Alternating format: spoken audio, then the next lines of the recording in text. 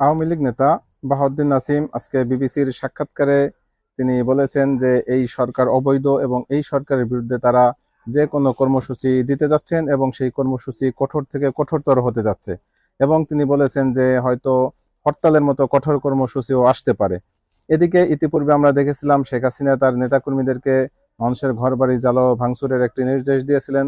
বলেছিলেন যে যারা তোমাদের ঘরবাড়ি জ্বালাচ্ছে তাদের কি ঘরবাড়ি নেই, সবকিছু কি বলে দিতে হবে? তার মানে তিনি আহ, সকলকে এই নির্দেশ দিয়ে দিয়েছেন যে তোমাদের ঘরবাড়ি বা তোমাদের উপরে যারা আক্রমণ করবে তোমরাও তাদের উপরে আক্রমণ করবা। এবং এরপরে আমরা দেখেছি বিভিন্ন জায়গায় গুপ্ত হত্যা, গুপ্ত আক্রমণ আমরা দেখেছি।